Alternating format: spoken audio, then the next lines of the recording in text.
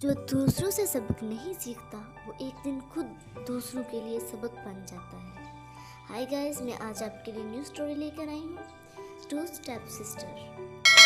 अगर आपने इस चैनल को लाइक और सब्सक्राइब नहीं किया तो सबसे पहले आप इस चैनल को लाइक और सब्सक्राइब कर दें। आप पहले ऑप्शन पर जाएं और वहां जाकर लाइक पर क्लिक करें। लाइक पर क्लिक करने के बाद रेड वाला ऑप्शन जो आपको नज़र आ रहा है, सब्सक्राइब पर क्लिक करें और बेल आइकन को प्रेस करना मत भूलिएगा। तो चलिए अब हम स्टोरी स्टार्ट करते हैं। मिलनपुर गांव अपनी खूबसूरती की वजह से बहुत ज़्यादा मशहूर था। वहाँ सब लोग मिलजुल कर रहते थे।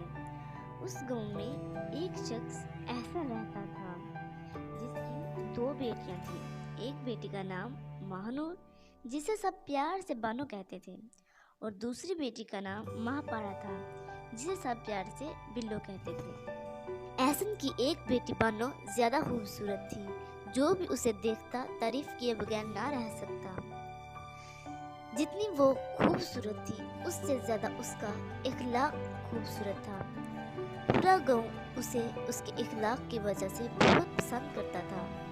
बिल्लो यानी महापारा वो भी बहुत खूबसूरत थी, लेकिन वो बानो से कम खूबसूरत थी। बानो यानी महानूर चूंकि गांव वालों के साथ उठती बैठती खेलती थी, इसलिए गांव वाले उसे बहुत पसंद करते थे। लेकिन महापारा वो बहुत गरूर में रहती थी। कोई भी उसे बुलाता वो उसे ना बुलाती, वो अपने आप में ही रहती थी। इसीलिए गांव वाले बिल्लो को इतना ज्यादा पसंद नहीं करते थे।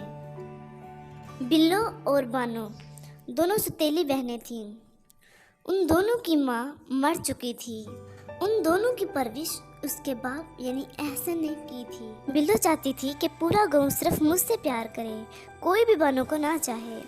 बिल्लो की सहेलियां बिल्कुल बिल्लो की तरह बदतमीज थीं। एक दिन बिल्लो और बानो का बाप कहीं काम के सिलसिले में घर से बहुत दूर किसी दूसरी कंट्री में गया था। बिल्लो ने सोचा ये अच्छा वक्त है बानो को मजा चखाने का। बिल्लो ने अपनी दोस्तों के साथ मिलकर घर में पार्टी करने का इंतजाम किया। बिल्लो ने बानो को भी दावत दी पार्टी में शरीक होने के लिए। बानो बहुत खुश हुई कि मेरी बहन बिल्लो ने मुझे अपनी पार्टी में फ्रेंड्स के साथ शरीक किया है। बानो ने कहा, बिल्लो मैं ज़रूर आऊँगी। बिल्लो की सारी सहेलियाँ बहुत प्यारे प्यारे ड्रेसेस पहनकर पार्टी में आई। बिल्लो भी बहुत ज़्यादा प्यारी लग रही थी और बानो भी तैयार होकर बहुत खुशी से शामिल हुई अपनी पार्टी में कि मेरी बहन ने मुझे पहली दफ़ा अपनी दोस्तों के साथ पार्टी में शरीक किया है। जब बानो पार्टी में शामिल हुई तो बिल्लो ने बानो की तरफ देखकर कहा, तुम्हें किसने बुलाया है यहाँ? मुंह उठाकर आ गई हो, दफ़ा हो जाओ यहाँ से। बानो ने कहा, बिल्लो तुमने ही तो मुझे दावत में शरीक होने के लिए कहा था।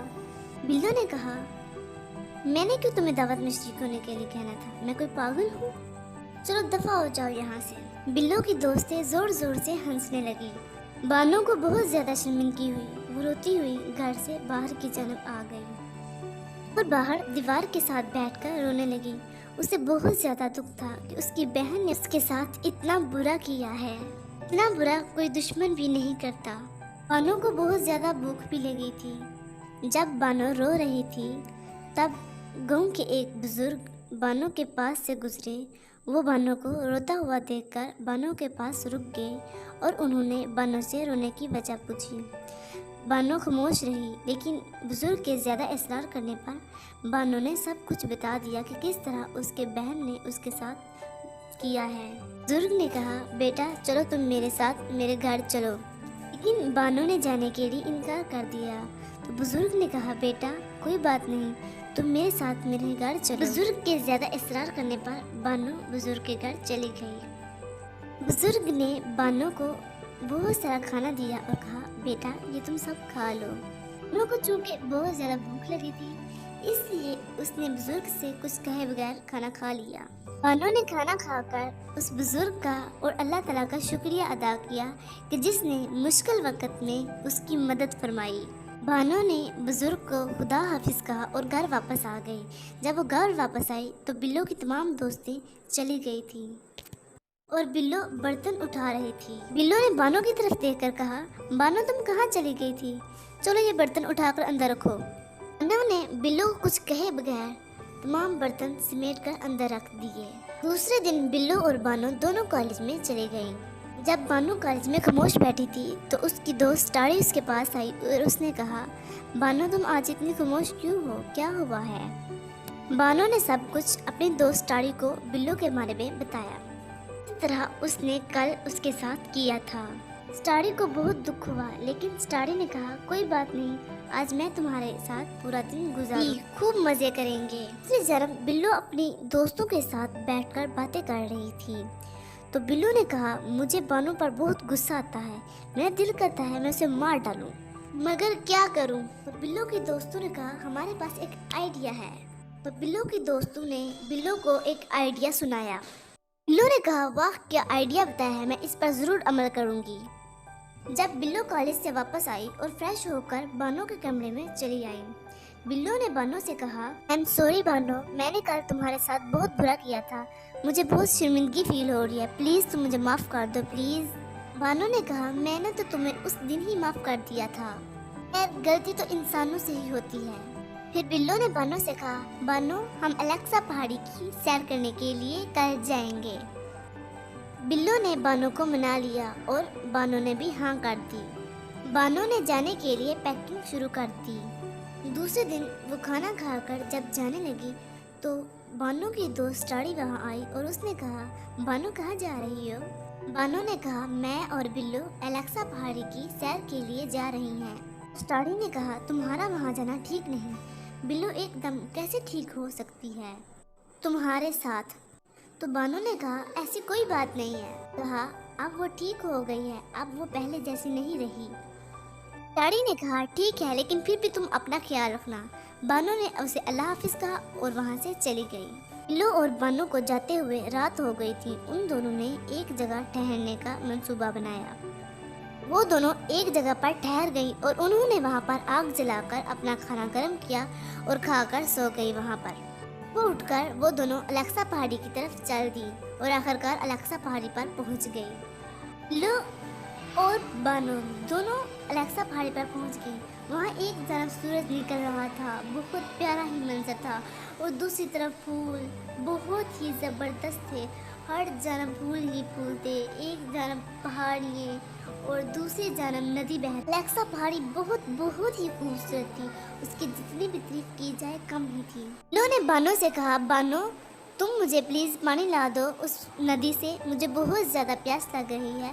बानो ने कहा, हाँ मैं अभी तुम्हें ला कर देती हूँ। बानो पानी लेने के लिए चली गई। जब बानो पानी ले रही थी तो बिल्लो ने पीछे से आकर बानो को धक्का देकर नीचे गिरा दिया और वहाँ से चली गई। लेकिन बानो गिरी नहीं थी, उसने एक पत्थर को ज़ोर से पकड़ लिया था और दूसरी जानब एक राजकुमार जो बहुत अमीर था, वो अपने माँ बाप की इजाज़त लेकर अलेक्सा पहाड़ी की सैर के लिए आया था। जब वो नदी की तरफ घूमने आया तो उसने कुछ आवाज़ें सुनी, help me please help me, कोई मुझे बचाए, बानो कह रही थी। राजकुमार उस आवाज़ का पीछा करते हुए उस पहाड़ी की जानब आया जहाँ पर बानो थी। राजकुमार ने बानो को देखा और कहा, मैं तुम्हारी मदद करता हूँ। राजकुमार ने इधर उधर देखा, उसे एक रस्सा नज़र आया। राजकुमार ने उसकी मदद से बानो को ऊपर खींचा। जब राजकुमार ने बानो को ऊपर खींचा तो वो उसे देखता ही रह गया। बानो बहुत ही ज़्यादा खूबसूरत थी, उसकी आंखें मोटी मोटी, सुनहरे बाल, गुलाबी होंठ, वो बहुत ही प्यारी लग रही थी और बानो को भी राजकुमार बहुत पसंद आया। उसने राजकुमार का शुक्रिया अदा किया। जब उन दोनों का बाप घर वापस आया, यानी बिल्लो और बानो का, तो उसने बानो के बारे में पूछा। तो बिल्लो ने कहा, वो ना हम पहाड़ी देखने गए थे, तो वहाँ पर उसका पाँव फिसल गया और वो पहाड़ी से नीचे गिर गई और मैंने उसे ढूंढने की बहुत कोशिश की। जब वो मिली तो वो मर चुकी थी। बिल्लो और बानो का बाप वहाँ पर बैठकर रोना शुरू हो गया। वो बहुत ज़्यादा रोया। और दूसरी जानब जब राजकुमार ने बानो से पूछा, बानो तुम नीचे कैसे गिरी थी? तो बानो ने कहा, कि वो मेरा पाँव फिसल गया था। उसने अपनी बहन के बारे में कुछ ना बताया। वो नहीं चाहती थी कि उसकी बहन की इज्जत मट्टी में मिले, इसलिए उसने कुछ ना बताया। बानो ने राजकुमार से कहा, प्लीज़ तुम मुझे मेरे घर छोड़ दोगे? तो राजकुमार ने कहा, हाँ मैं ज़रूर तुम्हें छोड़ दूँगा, पहले हम अलेक्सा पहाड़ी की पूरी सैर तो कर लें। फिर बानो और राजकुमार ने मिलकर पूरी अलेक्सा पहाड़ी की सैर की। अलेक्सा पहाड़ी बहुत ही खूबसूरत थी। उन्हें वो पहाड़ी बहुत ही राजकुमार ने बानो से कहा, बानो चलो हम ये जंगल घूमते हैं। इस जंगल के बारे में हमने बहुत सुना है, चलो आज हम ये जंगल घूमते हैं। ये जंगल अलेक्सा पहाड़ी के साथ ही था। बानो ने कहा, ठीक है हम ये जंगल पूरा घूमेंगे आज। जब राजकुमार और बानो जंगल की सैर कर रहे थे, जब वो जंगल के दरमियान में पहुंचे तो उन्हें एकदम खौफनाक आवाज़ें सुनाई दी। वो दोनों बहुत ज़्यादा डर गए। वो वापस जाने का रास्ता भी भूल चुके थे। वो डर के मारे एक दरख्त के नीचे बैठ गए कि अचानक दरख्त के ऊपर से एक बला आई और बानो को ऊपर उठा कर ले गए। राजकुमार ने बानो को बहुत ज़्यादा बचाने की कोशिश की, लेकिन नाकाम रहा। आखिरकार वो रोना शुरू हो गया। उसे बहुत दुख हो रहा था। जब वो रो रहा था तब वहाँ पर एक परी आई। उसने कहा, बेटा तुम रो नहीं, मैं तुम्हें एक तरीका बताती हूँ जिससे तुम अपने दोस्त को दोबारा वापस पा सकते हो। राजकुमार ने जल्दी से कहा, हाँ हाँ प्लीज़ आप बताएं मुझे। परी ने राजकुमार को बताया कि ये बला बहुत ही खौफनाक है, इसने बहुत सारी परियों और इंसानों को गायब किया है। राजकुमार ने कहा, प्लीज़ आप अपने जादू से मेरे दोस्त को बचा दें प्लीज़। तो परी ने कहा, ये बला सिर्फ इंसान के हाथ से मर सकती है, किसी परी के हाथ से नहीं मर सकती। परी ने कहा, मैं ऐसा करती हूँ कि अपना सारा जादू इस लड़की यानी बानो के अंदर डाल देती हूँ। इसने अपना सारा जादू बानो के अंदर डाल दिया। बानो ने 1 मिनट में बला को मार कर ज़मीन पर गिरा दिया, क्योंकि परी का जादू बहुत ताकतवर था। बला मर कर ज़मीन में गिर गई तो राजकुमार बानो को देखता ही रह गया कि बानो ने इतनी जल्दी बला को मार कर ज़मीन में गिरा दिया है। आपको मारते सारी बानो खुद भी बेहोश होकर ज़मीन पर गिर गई। जब उसे होश आया उसने पूछा, यहाँ पर क्या हुआ है? ये कौन है? इसने तो मुझे ऊपर उठा कर ले गई थी, अब ये कैसे मर गई? बिल्कुल भी याद नहीं था कि उसने ही इस बला को मारा है। क्योंकि बानो में परी का जादू था, इसलिए बानो को कुछ भी याद ना था। तो फिर राजकुमार ने सब कुछ बानो को बताया। बानो और राजकुमार ने परी का शुक्रिया अदा किया और अपनी घर की तरफ चले गए। अब पूरा जंगल बहुत ही खूबसूरत हो चुका था। अब हर इंसान और हर परी बला के कब्जे से छूट चुके थे। ये भी बहुत खुश थी कि उन दोनों ने यानी बानो और राजकुमार ने उनकी मदद की है, क्योंकि अगर कोई इंसान ना होता तो वो बला कभी मर ना पाती। इसलिए परी ने उन्हें इनाम के तौर पर हीरो से भरी एक थैली दोनों को दी। परी ने बानो और राजकुमार को जंगल से बाहर जाने का रास्ता बता दिया। परी और राजकुमार दोनों आसानी से जंगल से बाहर चले गए थे। दूसरी तरफ बिल्लो को इस बात का एहसास हो चुका था कि उसने बानो के साथ बहुत बुरा किया। वो बहुत दुखी थी।